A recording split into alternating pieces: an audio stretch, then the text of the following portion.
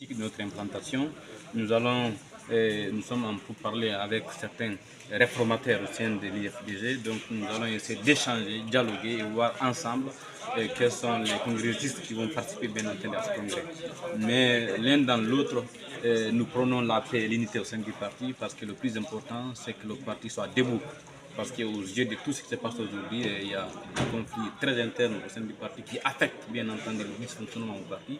Et il faut que ces mouvements réformateurs, accompagnés par le FERAG qui soutient le ministre Manga Diallo, puissent essayer de réformer le parti et faire en sorte que le parti soit celui-là qui a été toujours influent sur l'esquive politique qu'on appelle bien.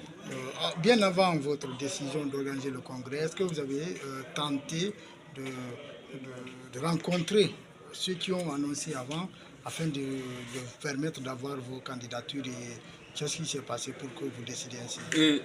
Il y a eu des échanges, des rencontres dont je me réserve de dire les noms, mais tout compte fait, le processus déjà continue. Nous pensons que nous aurons un terrain d'entente parce que je pense que il n'y a pas, à l'interne du parti, il n'y a pas un organe réformateur puisque le CERAC qui souhaite que l'IFDG soit ce parti-là qui a toujours prôné la paix, qui a toujours prôné l'unité. Donc les rencontres vont se poursuivre, les échanges vont se poursuivre, le dialogue va poursuivre pour qu'on ait un terrain d'entente afin qu'on soit du même côté parce que l'objectif c'est qu'on soit unis et solidaires. C'est ça là-bas.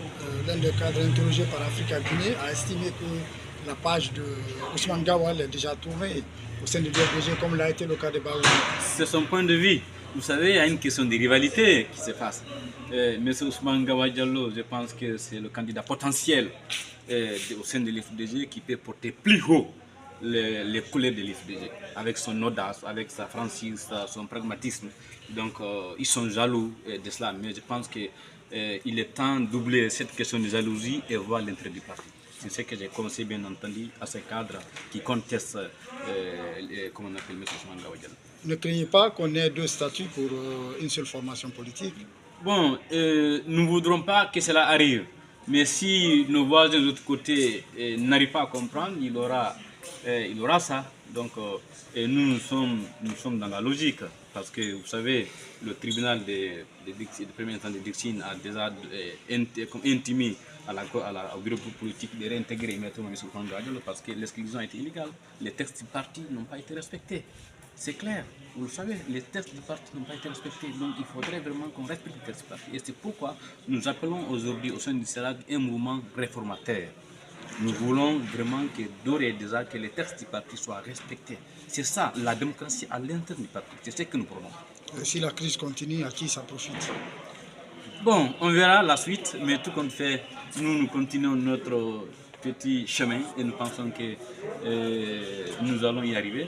Parce que déjà sur le terrain, nous avons beaucoup d'adhésions, il y a beaucoup de militants qui nous suivent, il y a même des grands responsables du parti qui nous écoutent, qui nous suivent, même si aujourd'hui ils ne sont pas là visiblement, mais ils nous suivent dans l'ombre et je pense que le moment venu, vous le verrez. Merci. Merci à vous.